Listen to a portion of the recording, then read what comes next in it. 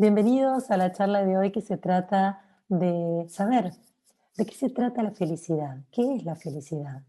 ¿Es acaso algo que tenemos que alcanzar? ¿Es algo que sentimos en nuestro interior? ¿Es algo que nos lo da tener o ser de determinada manera? ¿Estar acompañados por alguna persona X? Esta es la gran pregunta y pareciera que es este unicornio, es esto que deseamos profundamente, que queremos alcanzar continuamente y no sabemos por muchos momentos de nuestra vida si lo vamos a lograr, si es algo para alcanzar, si es posible, si esto es una utopía o puede ser nuestra realidad.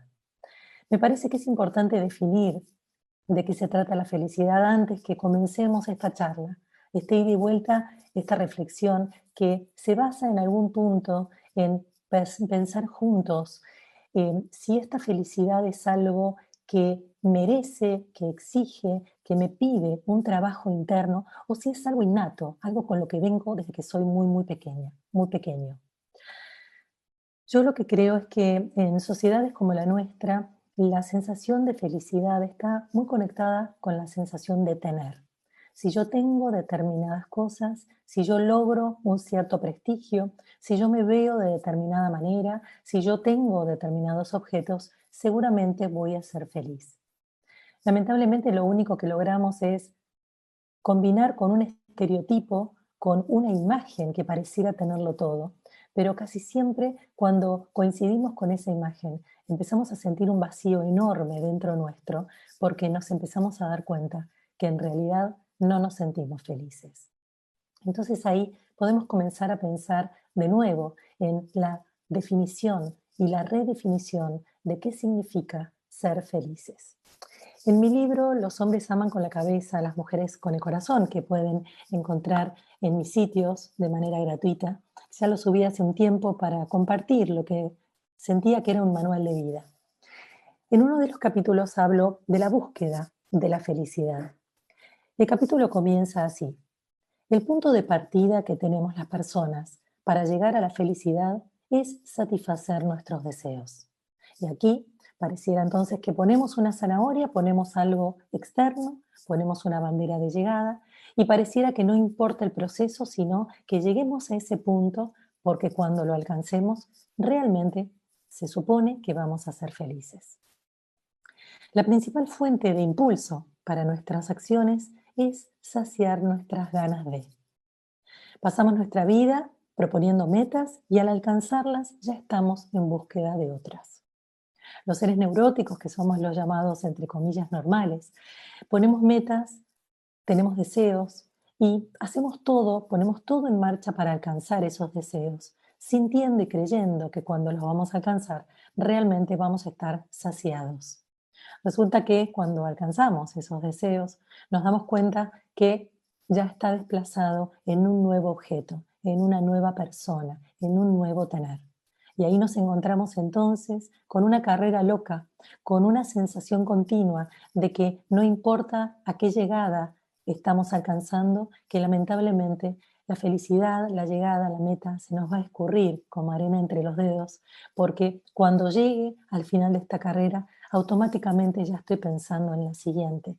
Y de esa manera empiezo a sentir como un vacío existencial continuo que me acompaña a través del andar de mi vida. La insatisfacción entonces es nuestra condena. No disfrutamos suficientemente lo alcanzado, ya que estamos dirigiendo nuestra mirada hacia otro horizonte inmediato. Esta característica es muy común en los hombres y mujeres de Occidente. La conformación neurótica que traemos hace que una vez alcanzado el deseo, el valor se debilite y se traslade a un nuevo objeto, al siguiente. Las alternativas son muchas. La variedad infinita, por medios directos o virtuales, los seres se sacian, se empachan de deseos logrados, de alcanzar cosas que quieren y pueden comprar. En ciudades tan capitalistas, tan consumistas como las nuestras, estamos todo el tiempo minados de imágenes para alcanzar la perfección, tener, alcanzar un cierto prestigio o la sensación de que pertenecemos a determinada élite si tenemos lo que hay que tener. Si nos educamos en cierto lugar, si mostramos nuestra vestimenta de determinada marca, siempre lo que hacemos es intentar llegar, pertenecer, ser parte de, creyendo que de esa manera estamos habitando lugares y momentos de felicidad. En cuanto a las parejas, todo carece de valor.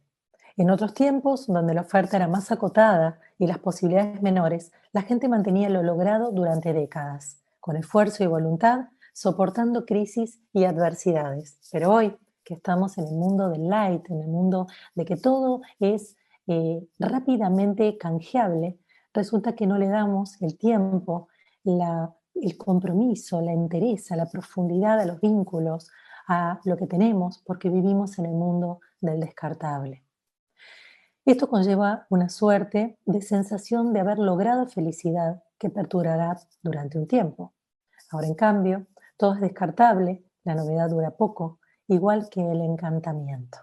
Esta marca, esta marca el momento de cambiar por otra cosa. Cuando hablamos de encantamiento, hablamos de un nivel de perfección. La felicidad está muy idealizada y está puesta muchas veces en la sensación de encantamiento, de enamoramiento, de algo nuevo que tengo, de algo nuevo que alcancé, de algo nuevo que compré, del sueño cumplido de mi hogar de determinada manera, de la decoración, de alcanzar determinado objeto, de comprarlo o de sentirme que en el momento donde yo estoy en contacto con eso que tanto deseé, el encantamiento lo vuelve perfecto. Pareciera entonces que nosotros tenemos un gran vacío interno y que cuando lo llenamos, lo saciamos con eso que tanto queríamos, resulta que entonces quedo satisfecha, satisfecho.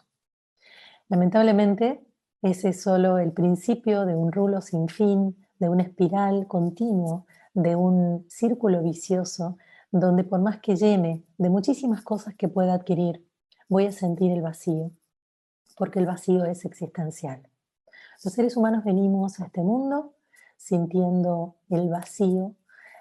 Los psicoanalistas le llaman el sujeto cruzado, el sujeto deseante, que justamente de lo que se trata es de explicar que nosotros venimos con un vacío y que ese vacío es el que va a generar un juego perfecto, la movilidad de las fichas para poder generar el proceso de lo que se trata la vida misma. Hay un jueguito que tiene 16 fichas, es como un marco de un cuadro que tiene 16 fichas y la número 16 es la faltante. Entonces se mezclan dentro de ese marco las 15 fichas, se desordenan y luego paso a paso hay que ordenarla del 1 al 15, entendiendo que si no hubiéramos tenido el vacío del espacio 16, no habría juego posible. Y a mí me encanta reflexionar siempre con ese juego que yo jugaba de chica, una cosa muy sencilla, muy esencial, que lo que me explicaba era el entendimiento de que sin vacío no hay juego. Entonces, ¿acaso la felicidad no será el movimiento? ¿No será el proceso en sí mismo más que alcanzar o la necesidad de saciar un vacío? Vamos dejando esta pregunta mientras seguimos un poco con esta reflexión. Entonces, en esto de hablar de lo descartable, de lo fugaz, resulta preguntar si la felicidad es fugaz. Si pensamos un instante, está puesta afuera. Por mucho tiempo la hemos depositado en el otro. Él me hace feliz, mi hija me hace feliz, comprarme esta casa me hizo muy feliz, lo cual es innegable. Son sin duda situaciones placenteras que nos hacen sentir muy bien. Recuerden, es el vacío. Cuando siento el vacío y lo lleno, siento que estoy satisfecho, como cuando tengo mucho apetito y siento que al comer, si hago una comilona, inclusive si como por demás de la necesidad que tengo, voy a sentirme saciada por muchas horas. Pero lamentablemente la digestión y el proceso del cuerpo va a hacer que yo lo digiera, que yo libere el excedente y que nuevamente tenga apetito. El problema es que si ubicamos la felicidad en un otro, se la puede llevar en cualquier momento. Entonces, ¿la felicidad es satisfacer mis deseos? La respuesta es un no rotundo en mayúsculas. Durante muchos años, trabajando especialmente con personas que sentían mucha soledad, que es uno de los puntos que más vacío nos genera, Las personas me decían que iban a sentir soledad y que entonces esa soledad iba a transformarse en felicidad si lograban alcanzar ese estar en pareja. Entonces el trabajo que hacíamos arduo era entender que si la felicidad yo se la proyectaba a una persona externa a mí, que es una amistad, tener una pareja, que alguien venga a mi vida ofreciéndome una oportunidad laboral, yo lo único que iba a hacer es darle el poder del equilibrio de mi vida a ese otro, a esa otra. Madre, padre, pareja, hija, hijo, amigo, lo que fuere. Siempre que depositemos la posibilidad de equilibrio, la posibilidad de nuestra expresión de anhelo, de deseo o de felicidad en un otro, lo único que vamos a hacer es condenarnos a la debilidad, a la baja autoestima, a la sensación de que si esa persona se retira con toda la energía que nosotros le pusimos, lo que vamos a sentir es un enorme vacío, una enorme soledad y obviamente la pérdida rotunda de felicidad. Durante mucho tiempo me encuentro con personas que son tienen la sensación de ser abandonadas por otro y sienten que caen en unos estados depresivos de vacío absoluto. ¿Por qué? Porque sienten que dejan de ser felices. Ahora, si analizamos un poco cómo fue la vida en pareja de esa persona, resulta que esa persona no se sentía feliz y que al compartir con ese otro eran más los momentos de displacer que de placer. Entonces, un poco la reflexión es en de qué manera tan fácil utilizamos una palabra tan importante y tan crucial como la felicidad, de creer que un momento de alegría es igual a felicidad. Necesitamos entonces redefinir la palabra. Felicidad es un estado de gracia y plenitud interior. Alcanzarlo y mantenerlo es nuestro objetivo. Cuanto mayor el equilibrio que tengo, mayor el encanto. Nadie nos da, nadie nos quita. Nosotros nos damos, consideramos y cuidamos. Si no lo hacemos, perderemos el estado de gracia, por consiguiente, el de la felicidad. Esto es muy importante porque nos empieza a parar en un nuevo lugar donde podemos pensar que la felicidad se trata de algo, de un trabajo, de un proceso personal, profundo, interior, íntimo y personal. Entonces ahí nos ponemos a pensar cuáles son los cuerpos, siempre hablo del cuerpo mental, emocional, espiritual y físico, cuáles son los cuerpos que se ponen en juego en el proceso de alcanzar la felicidad o sentir la felicidad.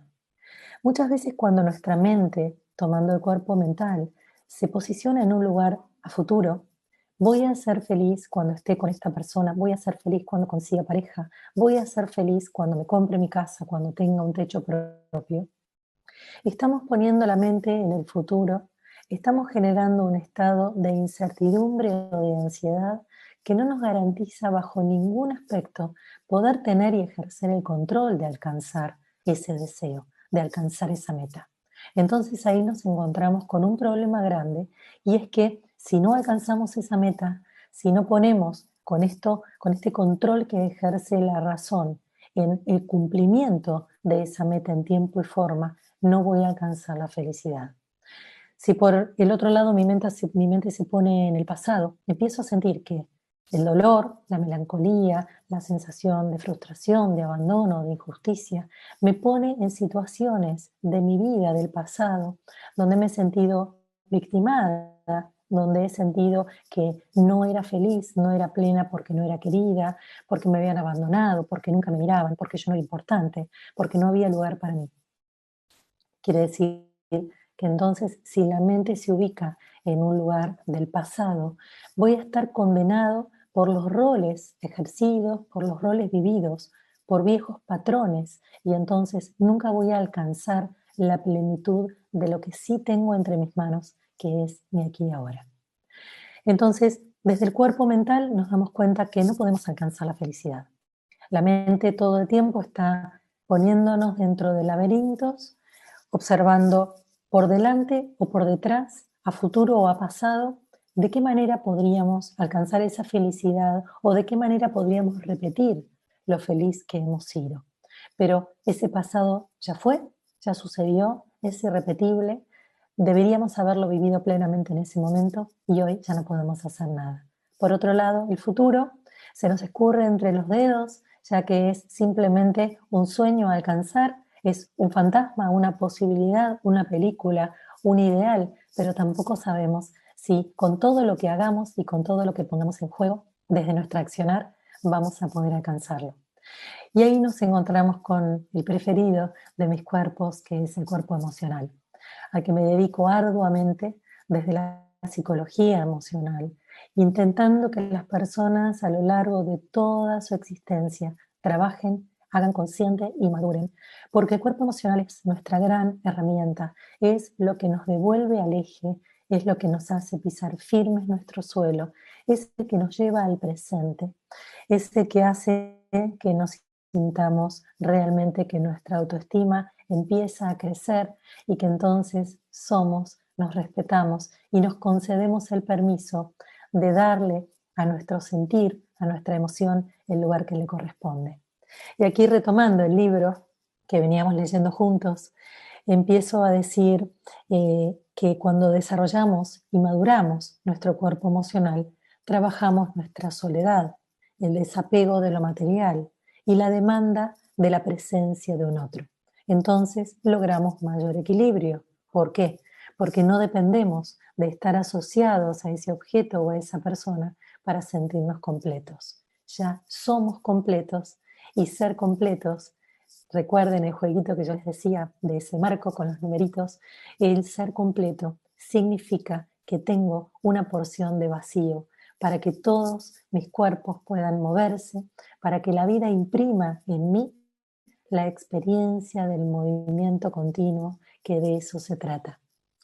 Cuanto menos necesitamos del exterior, más llevamos nuestra mirada hacia adentro. Ahí comenzamos a sumergirnos en nuestra presencia misma, en y de nuestra existencia. Durante muchos años, más de 20, que son los que trabajo con psicología emocional, a la cual le llamo psicoemoción, he tratado de que las personas cambien la pregunta del por qué por el para qué. La pregunta del por qué nos lleva una y otra vez a girar en un círculo vicioso sin llegar a lograr todas las respuestas que puede dar esta pregunta, que es infinita. En cambio, cuando me detengo en el para qué, puedo concentrarme en los procesos, puedo entender el proceso y puedo observarme dentro de una escena, y la escena ponga en juego recursos, debilidades y errores o aciertos que voy haciendo a cada paso, entendiendo el para qué de la escena, el para qué se repite un patrón en mi vida. ¿Por qué? Porque tengo que revisar si estoy repitiendo, tengo que revisar si esa escena me hace responder desde un lugar de debilidad, si esa escena me pone en juego una herida y entonces, ¿para qué se repite esa escena? ¿Para qué estoy parada o parado una y otra vez en el mismo lugar? ¿Para qué elegí estos padres que me abandonaron y ahora elijo una pareja de tantos años que no me mira y me abandona? De estos hijos que se van de casa sin llamarme o sin saber si yo estoy bien. El para qué en ese caso sería para encontrar mis propios recursos, el respeto por mí misma o mí mismo, para que yo encuentre cuál es mi riqueza, más allá de mi familia y de mi pareja, cuál es mi riqueza como profesional, como ser humano, cuánto es el tiempo que ocupo en mí misma, cuáles son las cosas que me gustan, que elijo en base a mi individualidad y no siempre en relación a otros. Considerando que la felicidad se vive en estado de tránsito, recuerden lo que yo decía de estar continuamente en movimiento, de devenir, no llega con el arribo a una meta. Esta actitud va a desarrollar nuestra parte espiritual para descubrir que estamos inmersos en un universo lleno de sincronicidades, Y al mismo tiempo, nuestra parte emocional se desapegará del otro, reconociendo que no moriremos de amor ni de melancolía si ese otro está ausente. Tenemos que orientar la mirada hacia nuestro sentir interior, ser nuestra mayor compañía, desarrollar habilidades creativas, manualidades, acciones solidarias, enriquecer nuestro interior con lectura, música, arte, estudio, actividades gratificantes como la meditación, el recreo, el ocio, el contacto con la naturaleza y una actitud amorosa hacia los demás. Durante muchos, muchos años he escuchado personas ya maduras, tocando los 60, 60 y pico, que han pasado toda su vida melancólicas porque no han tenido la pareja que han soñado, han estado casados o en pareja, pero no han sentido, no se han sentido amadas. Durante muchos años escucho personas que se sienten insatisfechas con sus labores, con sus trabajos, con sus oficios, porque sienten que no han hecho lo que quisieron, que tironearon las relaciones con los hijos porque dictaminaron que tenían que ser de determinada manera, presionándolos para que estudien una cosa u otra, y han ocupado muy poco tiempo en sí mismas, han ocupado muy poco tiempo en desarrollar su espacio creativo, el encuentro con su esencia, con ellos mismos, y esto es un error enorme. Me gusta siempre hablar de los 5 tiempos que conforman un ser en plenitud, donde uno de los principales tiempos tiene que ver con el tiempo con uno mismo. El tiempo con uno mismo no es un tiempo para salir con amigos, ni es un tiempo para ir a comer con tu pareja. El tiempo con vos mismo es un tiempo personal, individual, profundo, que puede ser simplemente contemplar y estar un rato sin hacer nada, observando algo de la naturaleza. Puede ser escuchar música que te agrada, que te hace sentir bien, que te enciende el alma. Puede ser una manualidad, ponerte a dibujar, ponerte a leer, algo que enriquezca tu silencio o que te lleve simplemente al silencio mismo. Ese tiempo es crucial porque ese tiempo es el que me hace encontrar casi siempre en estado de recreo, en estado ocioso, donde dejo de hacer, donde dejo de cumplir, donde me corro de los mandatos, de las obligaciones, de mis responsabilidades y puedo encontrarme con quién soy, qué estoy sintiendo, qué me está sucediendo en este instante. Volvemos a la palabra instante y automáticamente la relacionamos con el presente. El presente, este estado maravilloso, del cual tenemos absoluto control y del cual podemos abrazarnos profundamente porque es la verdad, es la única verdad que tenemos, lo que está sucediendo ahora. En este momento estamos compartiendo esta reflexión y este ahora va a disparar un montón de ideas, un montón de recuerdos, un montón de momentos donde vas a empezar a preguntarte a lo largo de toda tu vida, ¿qué creías que era la felicidad? Si sentías que la habías alcanzado, si fuiste feliz porque compartías con determinada persona en determinado momento, o si podés a lo largo de toda tu vida reconocer algún momento de felicidad donde te hayas encontrado con vos misma, con vos mismo. Es importantísimo que empecemos a darle importancia, resonancia a la palabra ocio, a la palabra contemplación, a la palabra recreo. Y creo que este año tan extraño que hemos vivido nos ha permitido y nos ha devuelto un poquitito la vuelta a lo esencial. En lo esencial, en la simpleza de los pequeños actos, es donde encontramos casi siempre la sensación de felicidad. Y me gusta pensar en la palabra felicidad como un estado de gracia, como un estado de paz interior. Es así la manera en que yo defino la felicidad. No en un momento de euforia, no en un momento de alegría, no en un momento donde logro algo, donde alcanzo determinada cosa, donde tengo, compro o soy porque llego, porque ocupo un lugar o porque alguien me pone una etiqueta y me renombra y me considera y me pone un rol donde me destaco de alguna u otra manera. La mirada del otro muy pocas veces nos trae felicidad, muy por el contrario.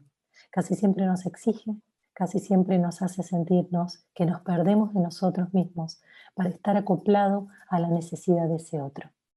Si dejo de ser quien soy, voy a hacer al otro feliz. Si al otro lo tengo cerca, entonces yo voy a ser feliz. Y resulta que así entramos en estados de mucha trampa, en estados circulares, en estados viciosos, donde me empiezo a perder y donde dejo de ser. ¿Por qué? Porque es tanta la necesidad que tengo de estar con ese otro, de tener lo que tengo, que entonces no quiero soltarlo. Y cuando no quiero soltarlo, me voy, el otro me arranca un brazo, me voy con el otro, me pierdo y entonces ya no sé quién soy. Durante otros tantos tiempos, en todos estos ejemplos que estamos compartiendo hoy, hay muchas personas que ocuparon determinado lugar socioeconómico y entonces son muy infelices en pareja, son muy infelices en sus familias, en sus vidas, pero sin embargo el estatus al cual pertenecen, el entorno, el marco, la foto, es tan perfecta a la vista de los de afuera que entonces no se animan a dar el salto, no se animan a ir por sus propios sueños que tienen que ver con el alcanzar estados de gracia, de plenitud, de paz interior, a lo cual llamo, como les decía recién, felicidad. Porque las personas sienten que sus intereses económicos se ponen por frente, por sobre todo lo que tiene que ver con el interés espiritual y emocional. Y esto lleva a errores y a malas decisiones que casi siempre terminan en un solo lugar, que es en la enfermedad física. Y acá incorporamos el tercer cuerpo, que es el cuerpo físico, que pobrecito termina siempre deteriorado cuando la emoción es muy honda, cuando no la estoy escuchando, cuando no la dejo ser, cuando no empiezo a conectarme con mi esencia y entonces activo mi cabeza para que me lleve, para que me distraiga. Recuerden que uno de los actos más fáciles de escaparnos del vacío que nos trae la emoción es la compulsión a las compras, es compulsión a la comida, es llenarme, atosigarme de cosas, creyendo que de esa manera, al devorar, voy a llevar a lo hondo, voy a apagar ese vacío y esa infelicidad, esa insatisfacción, y lamentablemente lo único que hago es alejarme aún más de la posibilidad de estar en equilibrio. Entonces, esta cabeza tan activa me lleva cada vez más lejos de quién, más lejos de mí. La cabeza controla, la cabeza utiliza todos los ardides que ya conocemos porque los padecemos, especialmente en este tipo de sociedad occidental, donde la cabeza es la que tiene el protagonismo, donde la cabeza es la productiva, la de los méritos, la de los honores, la de las placas de bronce. Y entonces me voy alejando de mi esencia, de mi filosofía de vida, de quién soy, de lo que yo era, de mis sueños de niñez, de mi frescura, de mis bondades. Y entonces empiezo otra vez la carrera loca de la cabeza, de las metas, de las banderas de llegada, del ocupar un lugar, de pertenecer, del lugar que no quiero perder, los intereses económicos y todo lo que nos hace perdernos cada vez más del eje. El eje es, de nuevo, el sentirnos en paz, de entender que la paz va a estar dada si podemos hacernos cargo de las emociones que sentimos a cada paso, entendiendo que las emociones se ponen en movimiento continuo, no vamos a estar un día sintiendo lo mismo desde la mañana hasta la noche, vamos a cambiar por un montón de emociones que nos lleven en una montaña rusa de idas y venidas, y eso es parte del equilibrio. Que nuestra cabeza piense una cosa y después piense otra, que esté en continuo movimiento, es parte del equilibrio. Que nuestro cuerpo sienta aceleración o sienta agotamiento, es parte del equilibrio. Si empezamos a mirar con una mirada más amable todos estos movimientos, como yo les decía, este jueguito de estas 15 fichas que necesitan que la 16 falte para jugar, para ponerse en movimiento y proponernos el proceso de lo que se trata la vida, es donde vamos a entender que el movimiento es parte del proceso de la riqueza de lo que se trata esta vida. Y que el proceso y estar vivos Y jugar se trata de esta felicidad, de agradecer, de estar conscientes de que si entendemos que la vida es un movimiento continuo, no vamos a sentir la felicidad cuando sea rígida, cuando sea inamovible, cuando sintamos que la podemos poseer, tener y guardar, que en ese momento lo único que vamos a hacer es empobrecernos, porque nos vamos a quitar la posibilidad y la capacidad de seguir explorando, experimentando, encontrando, después buscando para volver a encontrar. Entonces, cuando hablamos de buscar la felicidad, no hay nada que buscar, está dentro nuestro, está muy, muy, muy guardadita dentro nuestro, esperando, deseosa de que la encontremos, porque cuando encontramos nuestra paz, cuando encontramos la armonía con nosotros mismos, cuando podemos abrazarnos, querernos, aceptarnos en nuestros aciertos y desaciertos, virtudes y defectos, posibilidades e imposibilidades, es donde podemos entender que somos el movimiento, que somos proceso, que somos cambio continuo y que de eso se trata, estar encarnados en este cuerpo y en esta tierra. Por último, pensar en algo que se trate de un cierre, la idea de que entonces cuando alcancemos este recreo y este estado de paz, sobrevendrá un estado de paz, plenitud y felicidad. Y con esta actitud la felicidad brota en nuestro interior, como dice el final del capítulo, donde no hay que buscarla ni esperarla de ningún lado, ya que es nuestra para siempre. Nadie se la puede llevar. Entonces ahí es donde nosotros nos volvemos a hacer del gran poder.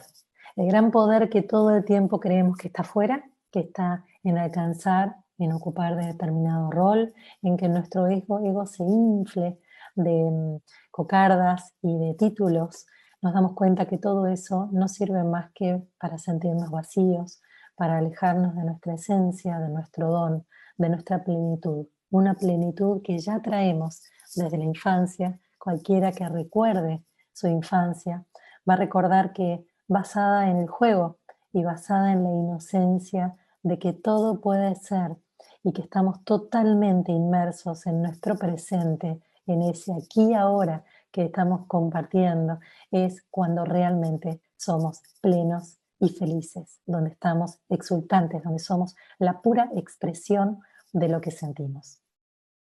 Tener un niño sano, tener un adolescente sano, un adulto sano y un madre o padre sano, estos 4 roles internos que no importa si hemos tenido hijos o no, de eso no se trata la madre y el padre interior, sino de esa parte de responsabilidad, de esa parte donde asumimos un rol importante frente a otros. El adulto interior es aquel que ocupa ese lugar de sentido común, donde se ubica en un lugar de entender que tiene que tomar ciertas decisiones que sean acordes a la madurez alcanzada, ese adolescente y esa sana rebeldía que nos permite poner en duda ciertas cosas que ya consideramos una gran verdad, y ese niño que tiene que rescatar su inocencia y que tiene que expresar nuevamente las emociones tal cual las siente, sin represión, sin la idea de que no se puede expresar lo que uno siente porque si no, ya no nos van a querer. Lo importante de estos procesos del niño, del adolescente, del adulto y de la madre barra padre interiores es la posibilidad de explorarnos, y este es el ejercicio que los invito a que se queden reflexionando, pensando en cómo están esos 4 roles adentro mío, si alguno me pesa por demás, si alguno me está condenando al encierro, a la imposibilidad de poder llegar a un estadio de equilibrio, qué es lo que me tortura de alguno de esos roles, si aún tengo alguna herida de la niñez que no está procesada o trabajada, meterme en ese espacio emocional, hacerme cargo de vibrar esas emociones, de sentirlas profundamente. ¿Para qué? Para poder ser lo que soy, para poder rescatar mi esencia, para poder navegar en lo que soy sin juicios de valor, acompañándome en el equívoco, en el dolor, en la emoción, en el enojo, en la sensación de víctima, en lo que me surja. Abrazar ese niño, esa niña y congraciarme desde cardíacos, sentir que puedo rescatar ese niño, que puedo acercarlo a mi corazón, que puedo protegerlo, así como puedo aceptar la rebeldía fresca de mi adolescente y darle lugar a que rompa mandatos, a que rompa lo que se me obligó a pensar y hacer, a este adulto que tiene que ser pleno en sus decisiones y que se le permita elegir desde su sentido común, y a este madre, padre internos que tengo, que dejen de morir haciéndose cargo de otros, que eso no quita que no sientan cierta responsabilidad y que tengan esa fuerza de mostrar el camino, pero sin tomar las mochilas ajenas, sin hacernos cargo de la vida del otro, sino de guiar, de señalar, de ayudar, pero sin hacernos cargo, sin cargar el peso de la inmadurez ajena. Espero que esta charla, esta pregunta haya sido respondida, qué es la felicidad, que podamos cada uno de nosotros definir qué es la felicidad para nosotros. Yo hoy les regalé cuál es mi punto de vista y que pensemos si una vez que podamos definir lo que es esta palabra felicidad, podemos vivir mejor. Los quiero invitar el 26 de noviembre a las 20 horas por ticketek.com.ar a Vivir Mejor, ¿es posible? Donde voy a dar una conferencia donde vamos a poder reflexionar, van a tener ejercicios prácticos y herramientas claras y bien puntuales de cuál es la reflexión que tenemos, dónde estamos parados, cómo nos definimos cada uno en su historia, desde su hogar, porque es por streaming, de una manera cuidada, en sus hogares, bien cómodos, para poder reflexionar juntos, para seguir dándoles herramientas en que podamos entender qué es vivir mejor, cómo se puede lograr y si es en base a uno mismo o si tenemos un cierto entorno, una cierta escenografía dispuesta para poder alcanzar el vivir mejor. Les agradezco muchísimo una vez más que me hayan acompañado y nos vemos muy pronto en alguna de estas charlas. Gracias a Conciencia Elevada y nos vemos muy prontito. Chao, chao.